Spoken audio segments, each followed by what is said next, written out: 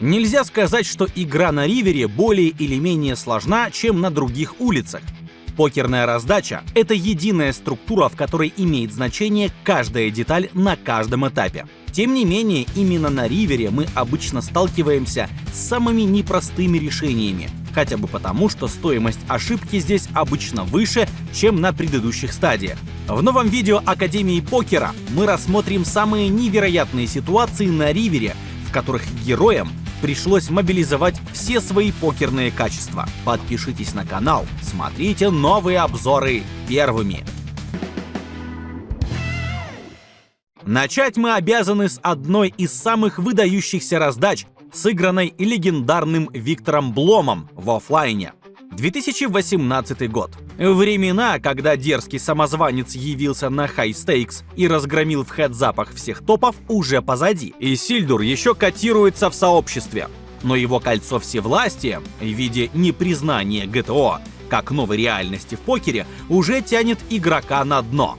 Тем не менее, Виктор в числе участников пятитысячника в серии Party Poker Millions в Развадове и уже добрался до хедзапа, где ему противостоит Павел Плешев из Молдовы. У соперников почти равное количество фишек при небольшом преимуществе шведа. Виктор рейзит с королем и шестеркой разных мастей. Павел калирует. Скоординированный борт дает Исильдуру топ-пару. Он ставит конт-бет более половины пота. Плешев кол. Терном выходит туз. Конечно, не лучшая рука для Блома, но преимущество диапазона все еще на его стороне, а скоординированный борд предполагает много дро у соперника. Нужно собирать value здесь и сейчас.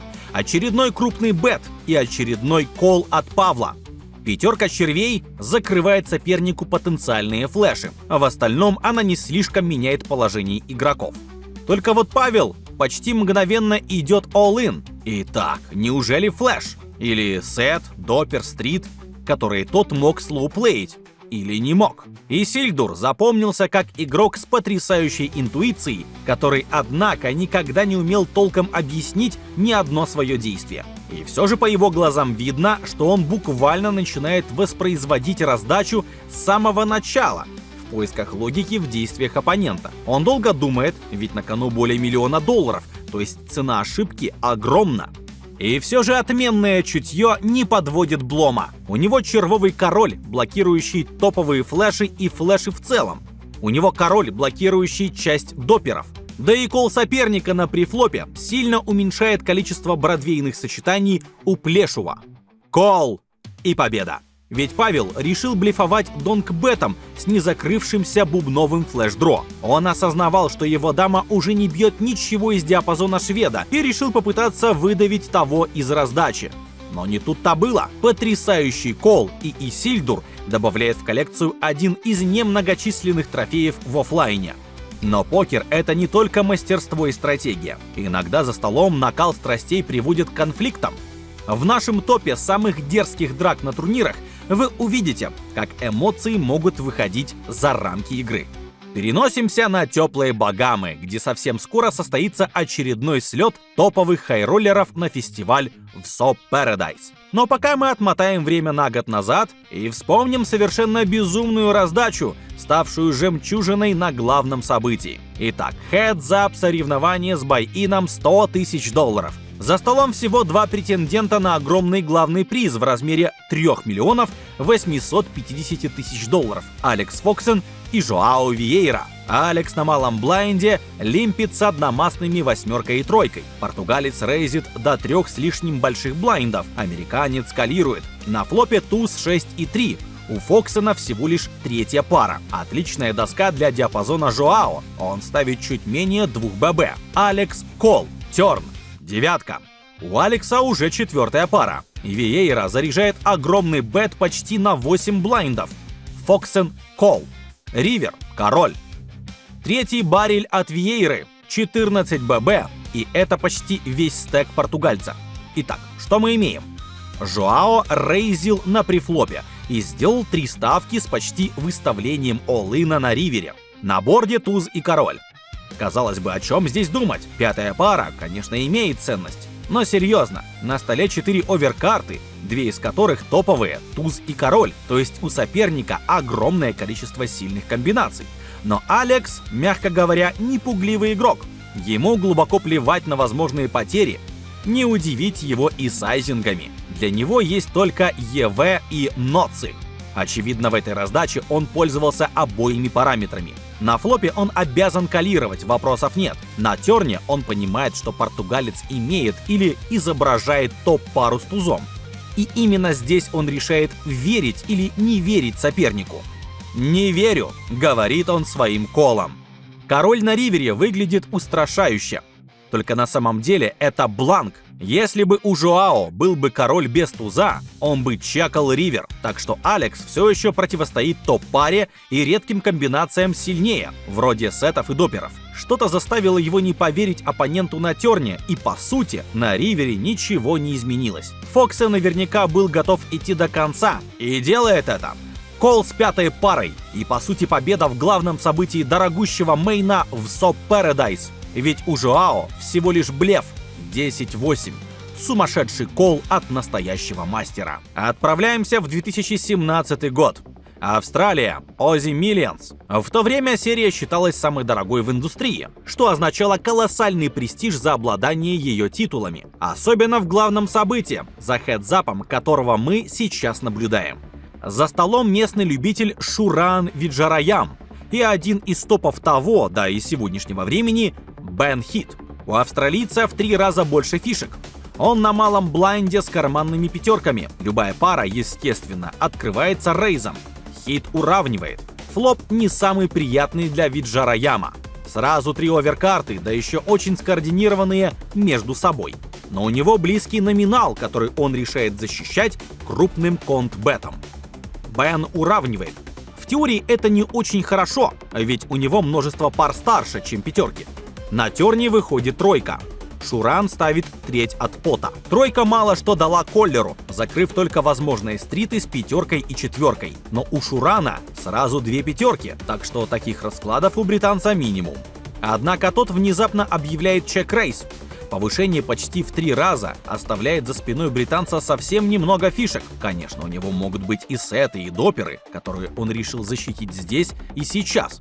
Но стритов у него совсем немного. А у австралийца все еще сохраняется шанс на стрит. Он калирует. На ривере дама. Как она влияет на происходящее? Приблизительно никак. Сила спектров вообще не изменилась. У Шурана тот же блеф-кетчер с блокером. У Хита тот же набор возможных раскладов. От стритов 10-8 и 5-4 до доперов и сетов, а также множество блефов. И Хит идет all-in. Правда, выглядит он совсем не устрашающе. Чуть более 3 миллионов. В банк 7,5 миллионов. И все же Шуран сейчас играет в классическую угадайку. У оппонента либо воздух, либо нац. Один из нацев плотно блокирует сам австралиец. Виджараям не самый известный игрок, это мягко говоря. Ведь он вообще почти никогда не выбирался за пределы родной страны. Однако в этом конкретном турнире любитель продемонстрировал отменную логику и пресловутую покерную чуйку. Не верит и калирует. И правильно делает. У Хита король с 8-кой, с которой он пытался изобразить стрит. Но Шуран прекрасно разобрался в ситуации и выиграл невероятные для себя $1 200 000. Отличный кол против не менее опасного блефа соперника. И раз уж мы говорим о невероятных раздачах, советуем также посмотреть наш топ самых удачливых ситуаций в покере. Там вы увидите, как фортуна иногда решает исход партии. Идем дальше. Казино Хаслер. Один из относительно свежих эфиров. Кэш-игра со стоимостью большого блайнда $200. За столом завсегдатаи заведения. Один из них, Питер, начинает раздачу с оупен-рейзом Слоу Джека. На баттоне уравнивает Джефф с одномастными тузом и 2-кой. На малом блайнде Марианна Грандоли с одномастными тузом и валетом. Здесь без вариантов, 3-бет. Питер калирует. Это капает его на топовые комбинации, так как в глубоких стеках, а именно в таких проходит игра, китаец точно не постеснялся бы разогнать банк ререйзом. Джефф также уравнивает. У него рука не топовая, но отлично играется в мультипотах. Она может кулернуть соперников при попадании во флеш. На флопе Марианна попадает в топ-пару.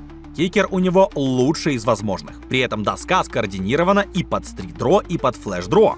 Нужно защищать эквити. Но Марианна решает притормозить. Не сказать, что это лучшее решение, но вполне приемлемое. Особенно, когда ты без позиций, а за столом лузово-агрессивный соперник в виде Питера. Правда, последний также пропускает ход. Зато Джефф ставит, хотя у него лишь бэкдорное флеш-дро. Возможно, Марианна планировал чек-рейс? Нет, он всего лишь калирует. Питер также продолжает, видимо, зацепившись за доску.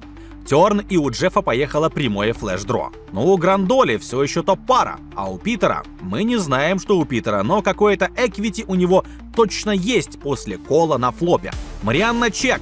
Питер чек, Джефф может продолжать агрессию. Он делает огромный бет размером почти в пот. Оба соперника уравнивают. Ривер восьмерка не в масть ни к одному из флеш-дро. Марианна продолжает пассивную линию. Чек. И вдруг огромный донк-бет от Питера. Итак, китаец неожиданно лидит ставкой в $125 тысяч, находясь в бутерброде, то есть между двумя соперниками. Позиции и без нее. Это не просто смело. Это было как смело. По всем учебникам игры в мультипоте, если бы такие существовали, это либо железный нац, либо полное безумие. Почему? Только что оппонент в позиции изображал сильную комбинацию, а мы вдруг ставим и в него, и в соперника позади, при том, что последний тоже ни разу не продемонстрировал желание сдаться. Но Джефф, дерзко ставивший 2 барреля на предыдущих этапах, выбрасывает. Остается только Марианна со своей топ-парой на довольно неприятной доске. Что с его точки зрения может быть у Питера? Конечно, набор сетов, кроме валетов. Но допер, любой допер едва ли достаточно силен, чтобы действовать так нагло на ривере. Зато есть стрит-дама 10, который китаец точно тянул бы 2 улицы. Причем, зная Питера, их довольно много. Он без проблем калировал бы 3-бет на префлопе и с разными мастями. Сомнения терзают Марианна на протяжении 4 с лишним минут. С одной стороны, все говорит о том, что нужно выбрасывать. С другой, это ведь Питер, один из самых творческих исполнителей в покерных шоу. Но даже для него придумать блеф здесь сложно. И все же Марианна выбрасывает, и это была ошибка. Совершенно безумный блеф от Питера с королем и десяткой червей. Он тянул гадшот на флопе, флеш-дро с гадшотом на терне. Ну а на ривере, лишившись всякого шоу-даун-вэлью, решил просто зарядить огромную ставку с блокером на стрит десяткой. И при всем внешнем безумии донк-бета остается ему только поаплодировать. Ну а Марианна необходимо было совершить небольшой покерный подвиг, решившись на кол, когда все говорило о необходимости фолдить. 2022 год. Тритон на Северном Кипре. Турнир за $25 тысяч. В соревновании остаются всего 4 участника. На кону огромные пей-джампы. На баттоне открывается Фаридин Мустафов с неизвестной рукой. Патрик Антониус на большом блайнде калирует с одномастными валетом и двойкой. Стандарт. На флопе у Патрика 3-я пара с бэкдорным флеш-дро. Мустафов ставит 3. Антониус, естественно, калирует. На терне дама. Реальная сила руки Патрика не улучшилась. Зато поехала флеш-дро. Мустафов ставит чуть более 3. Антониус снова калирует. Туз не в масть. Мягко говоря, не лучшая рука для Фина, ведь болгарин мог блефовать с множеством туз-хай комбинаций, которые теперь доехали в топ-пару. Сложно подтверждая опасения, Мустафов вдруг объявляет all-in овербетом в 1,5 банка. Правда, это лишнее, так как у Антониуса в стеке всего половина от банка. Это значит, что в случае неудачи он вылетает из турнира. 5 долгих минут Патрик размышляет и, наконец, уравнивает по 5-й паре. И забирает огромный банк, так как Фаридин блефовал в 3 барреля с гадшотом. Отличный, к слову, блеф. Но что насчет этого безумного кола? Да не такой уж он и безумный. Дело в том, что Патрик должен был еще на терне принять решение о том, что делать на ривере. Раз уж он не решился объявить полублефовый чек-рейс или сбросить карты, то на ривере оказался плотно привязан к банку. Естественно, он не был обязан калировать, если бы был уверен, что находится позади. Но он прекрасно понимал, что в диапазоне болгарина масса блефов. Добавим сюда легендарный навык Антониуса видеть своих оппонентов буквально насквозь. И получим рецепт топового блеф-кетчинга. Следующая раздача совсем другого характера. Самое лучшее описание для нее – выражение классика «Горе от ума». Сыграна она все в том же казино Хаслер.